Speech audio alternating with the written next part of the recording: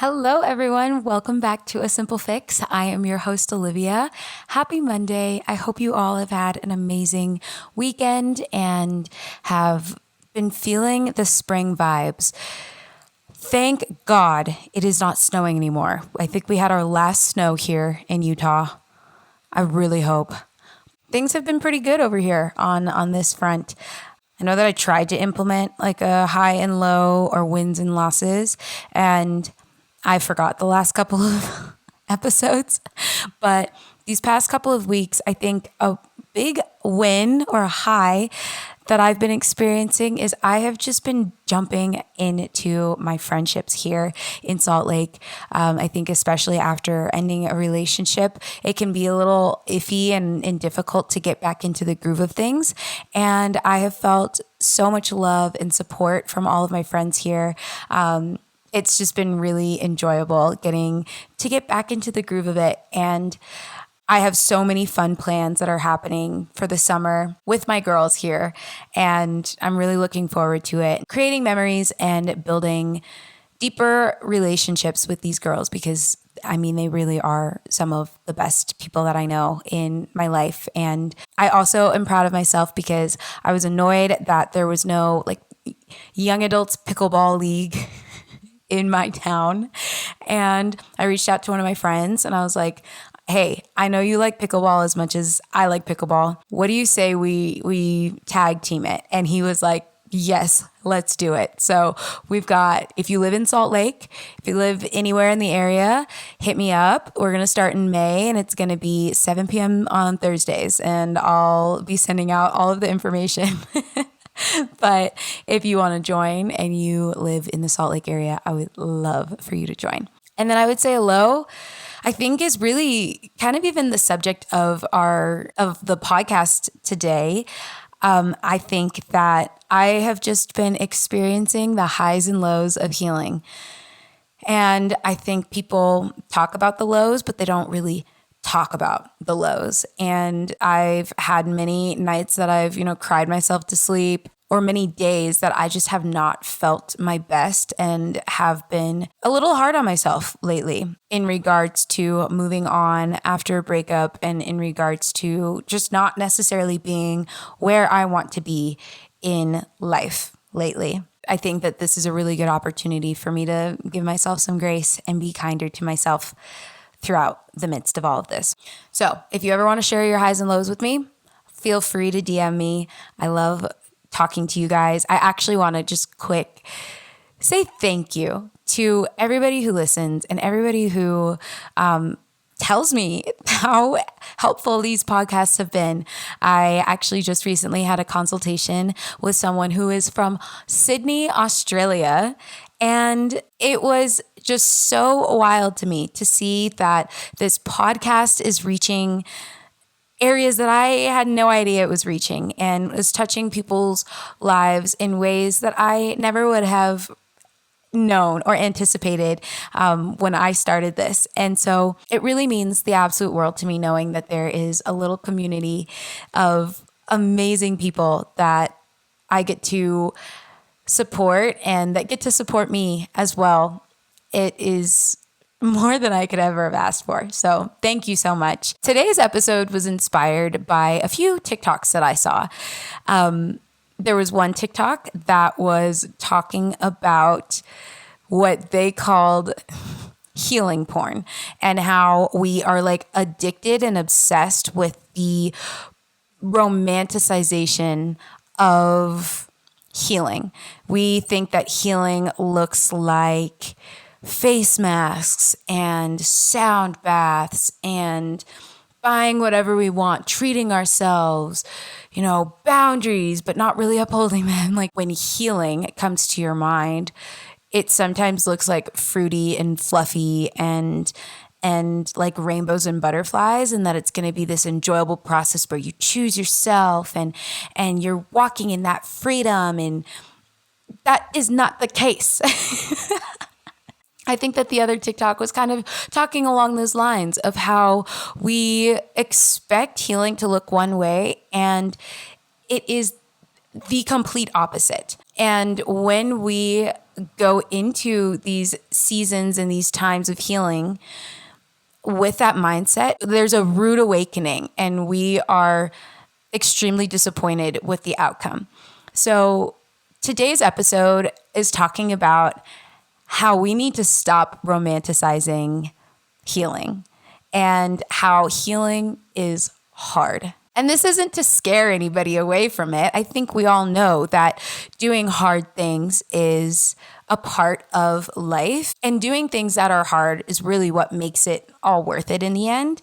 If life was easy, if healing was easy, then everybody would be thriving and everybody would be doing it. And I think that people choose to not heal because of all of the work and effort and difficulty and pain that it takes. I had a few comments on my recent TikTok that kind of had gone viral, and it was talking about the red flags that I found in myself in my relationship. And I got comments saying like, why can't I just be myself? Why are there all these rules and these things that I have to do to be like a better person? Why can't I just live life and love and find my person that way? Like, you can go ahead, but I only ever want to bring forth the best version of myself. And yes, that still is myself, but it's a better version. And how to get to that better version of myself is to do the work and to follow the rules sometimes and to have that accountability to myself to stop doing the toxic things that I do and to heal the wounds that I have in my heart and in my life. And if that's not your vibe, that's fine. I think that if people understood that healing sometimes looks like self-accountability and recognizing our shortcomings and the pitfalls in our lives, we would be much better off. I think if I could go back from, in the beginning of my healing, whether it's physical, emotional, spiritual, relational, I wish people would have told me how painful it was. I wish that people wouldn't have painted healing in such a light that was this exciting, exhilarating thing. And I think that the product of healing is exciting. The product of healing is exhilarating. The product of healing is happiness and peace and freedom. But the process of healing is not fun. It's painful.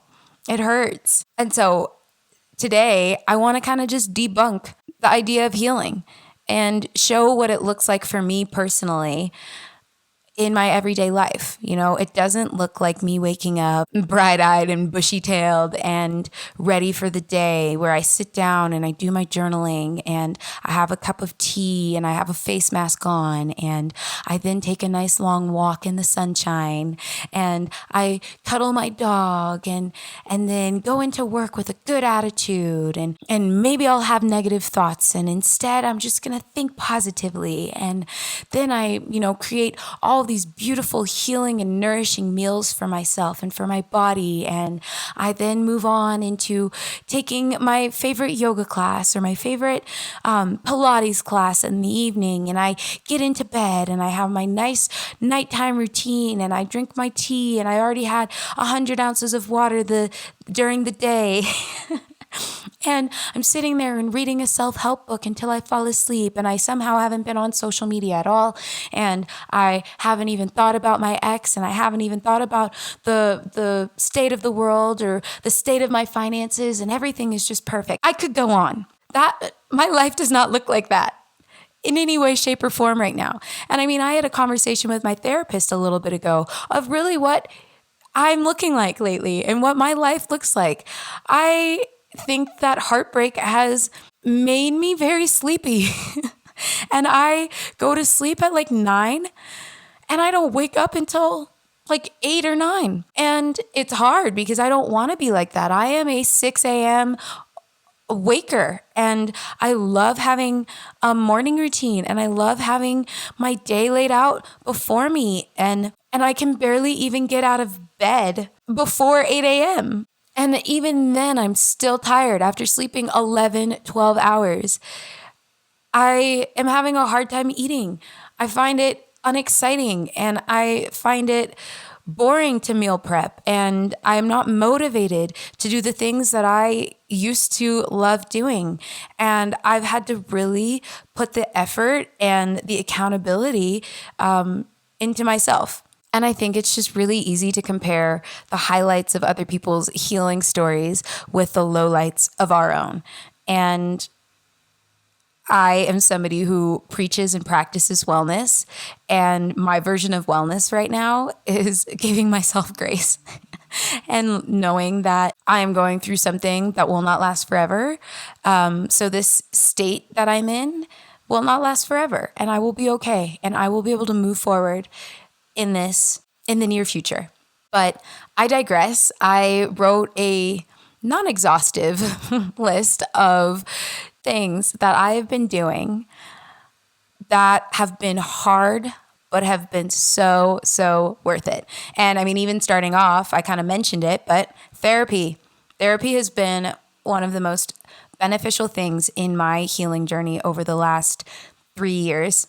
I've seen the same therapist. It was God and God only that I was able to be matched with such a perfect therapist for me and for, even the changing circumstances of my life.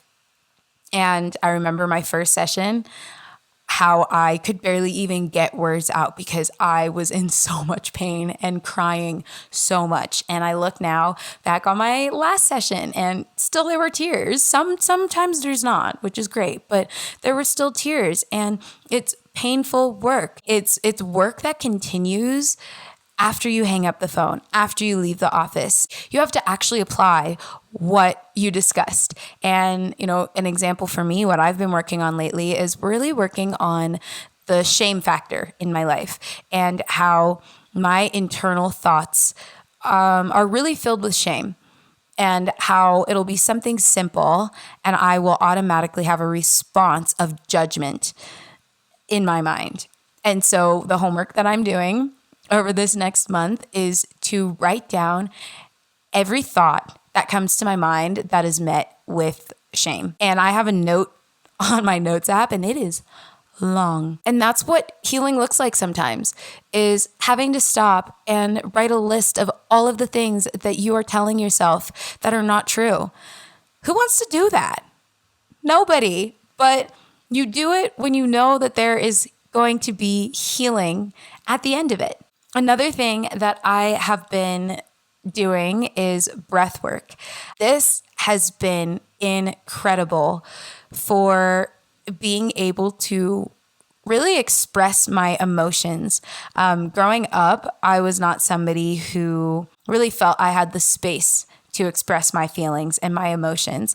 I felt like I was responsible for everybody else's, therefore there was no space for mine.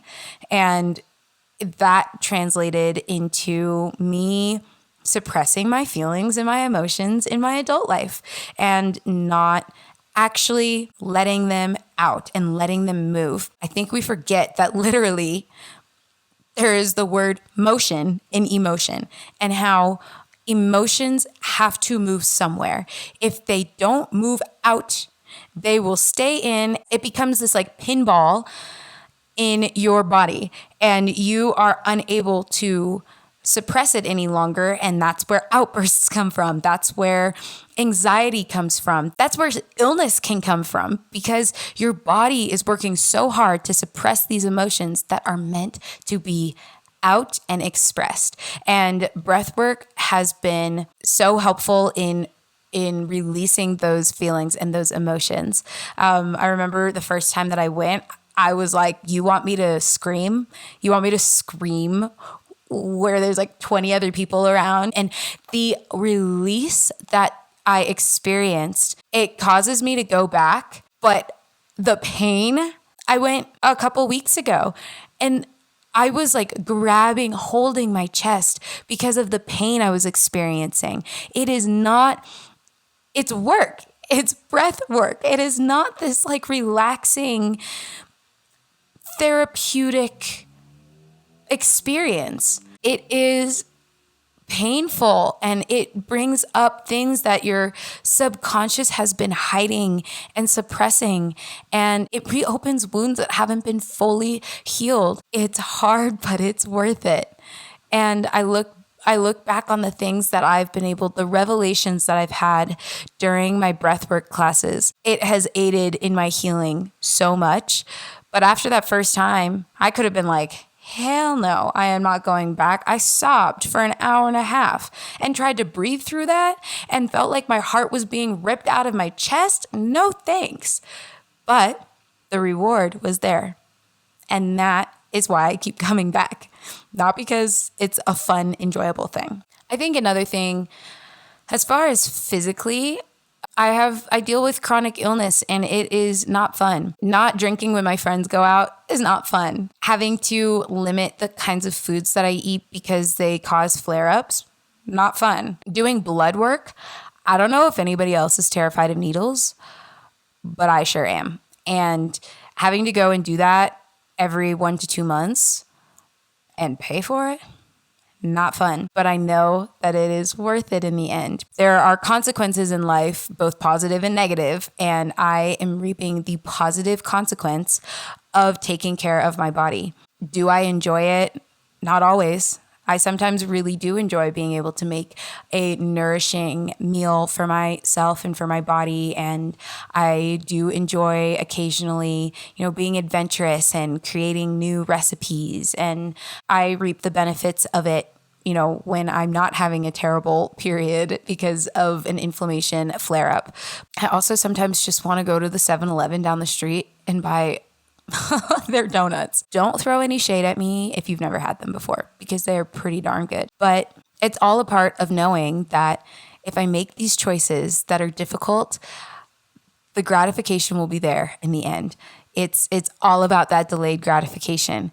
I can choose to not eat that donut, not because it's necessarily bad for me, but because I know what it will do. I know that it will cause an inflammatory response, which then will cause me to be in bed another day instead of out and about and living my life. I know that the hard work does pay off in the end. This one's a hard one, is the alone time and the self-reflection.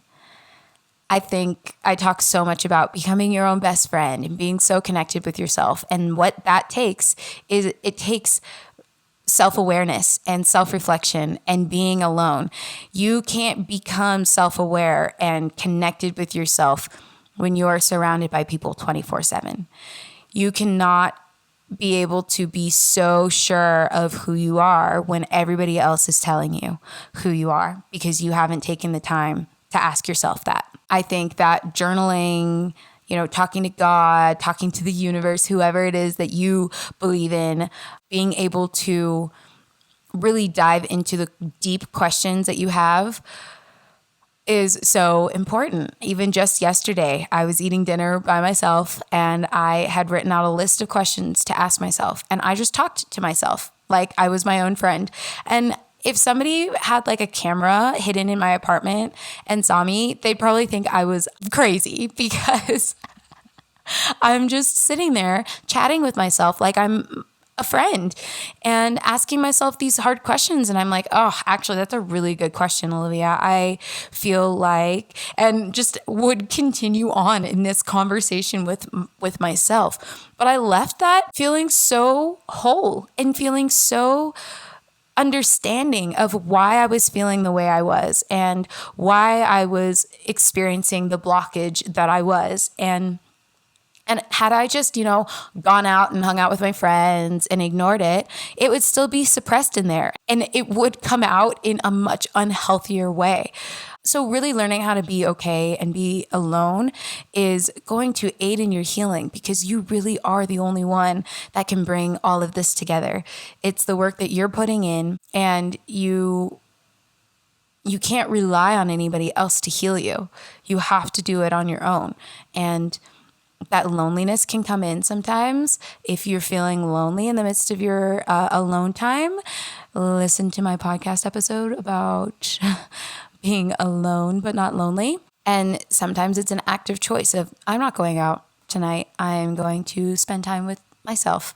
And It's not when you're already feeling burnt out. It's not when you are, evading anybody. It's like when you really are truly choosing yourself first and foremost. That is where that healing comes. I also think kind of along those lines is really working on understanding and hearing your intuition and listening to your gut. You look back and you think about, oh, I should have listened to my gut. Your gut is rarely wrong. And if you are somebody who says, oh, I can't trust my gut because I can't ever tell if it's like anxiety, definitely look it up. And I'm happy to do a podcast episode even on that. But intuition and anxiety are not the same.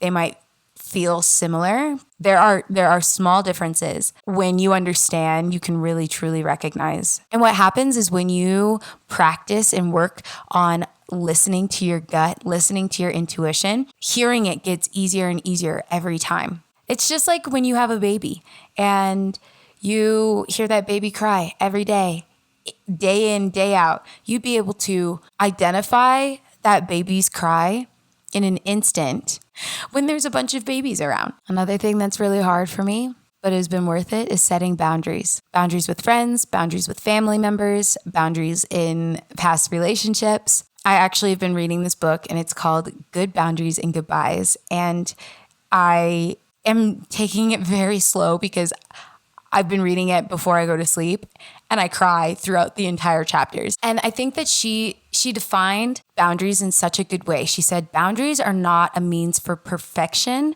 but a means for protection. And we are not trying to be these perfect beings and have these perfect relationships. But what we are trying to do is have a protective measure in our relationships, whether they're family, friends, romantic, that allow us to be able to live life to the fullest. If you think about it, if the ocean did not have a boundary of the sand, there would be absolute chaos. And when we don't have the boundaries that we need in our lives, there is absolute chaos. And they're not easy to uphold, especially if you are someone like me who is a people pleaser. It is so easy to want to do all of the things for everybody else and not for yourself. And when you learn how to set boundaries and uphold them, people begin to respect you more. They begin to receive your love in a better way. They begin to understand you in the ways that you have desired to be understood. Boundaries are not a bad thing, but I think the hardest part about it is it's really easy to say that you're setting boundaries. It's really hard to actually implement them. And although it's hard work, when you learn to truly implement these boundaries, your life gets so much better. I think about relationships that I've had with my friends and my family members where I've really established set boundaries and I've really upheld them in my life, and my relationships with them are so much better than they used to be. So much better. And I think that goes into the other thing of letting go. When those boundaries are not respected, when you are in general not respected, when you end a relationship and they keep coming back, learning how to let go is the hardest thing in the entire world. I talked about how I used to suppress my emotions and my feelings, and how I'm really working on not suppressing them anymore. But I didn't expect to cry on this podcast. But that's what I'm experiencing right now. It is hard work to let someone that you care so deeply about go. It's not easy. There is a bond that you have between these people, and it's so much easier said than done. And that's why people end up in these patterns of breaking up and getting back together and breaking up and getting back together because they don't have the ability to let go. But as my wonderful brother so lovingly said to me, you're being selfish.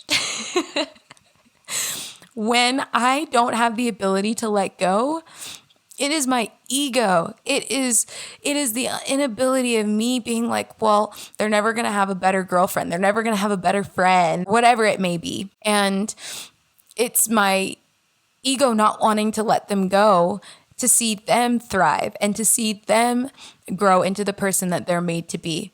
The thing that I keep reminding myself of is if I really, truly love this person, I have to let them go. And if this person truly loved me, they will respect me and let me go too. Again, easier said than done. It's not something that comes naturally, and it's not something that anybody wants to do. But I know that when you do it, you are opening up space for the right people to be in your life. And if that person is supposed to be in your life, they'll come back, but you have to let them go first. It's not going to come back by your own volition. So learning how to let go has been very important and very helpful for me in my life. Another thing is accountability. Accountability is hard. It probably is one of the hardest things for me in this list here. And it's because it hurts. It's painful. I very often have the ability to let people know what is going on and what happened after the fact, rather than letting them know what's going on in the moment. Having that accountability to others is hard because it requires vulnerability and honesty. And being accountable to self is also hard because nobody else is going to hold your hand through it. Nobody else is going to cook the meals for you or wake up early for you or get you to work on time. And all of that takes that self-accountability. And that's not always easy. It's hard to do those things.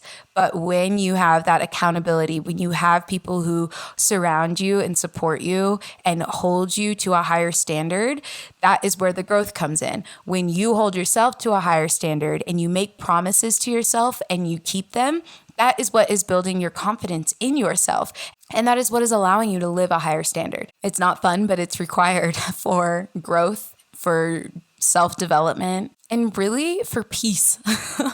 And the last thing that I want to share is healing looks like realizing there is no destination. I think that when we look at healing, sometimes we're like, if I can just get over this, then I'll be so much happier. If I can, get over my ex, I can then create space for the right person. And I'm going to just be so happy being single that they're just going to pop out of nowhere. And that's not how it works. And that can't be the end goal and the destination. That can be a milestone. That can be something that you might look to, but even once you land there, that wasn't the destination. You've got the rest of your life ahead of you. And when we look at healing as a destination, we are never going to see the progress that we've made. We are never going to see the change and the growth that has happened in our lives. We have to look at these things as milestones. We have to look back when we're discouraged, look back when there's stagnation in progress. And we have to take a bird's eye view and realize all of the milestones that have really made up our entire lives. And we have to look and see and be proud of the work that we have done, be proud of the things that have happened, and then be hopeful and excited for the milestones, the many milestones that will come. But if we look at the end of our lives, I don't know if our last thoughts and our last words are going to be like, I'm so glad that I spent my entire life healing. I think we're going to be like, I'm so glad that I spent my life loving and spent my life growing into being the best version of myself. And yes, that entailed healing, but healing in the end really was not the destination. And I think we all have our own versions of the destination and the definition, the meaning of life. And healing is just a mode of being able to live a better life. Because people can live their entire lives broken. We see it all the time. But being able to find that purpose outside of just healing for healing's sake and healing for a reason, that is the destination. I so hope that this episode was encouraging, even though it was kind of going through and debunking the idea of healing and it being this thing that is rainbows and butterflies. But if I could go back to myself when I decided to really put my effort and my energy into healing my body, healing my mind, my emotions, I would say buckle up, but I promise it's all so, so worth it in the end.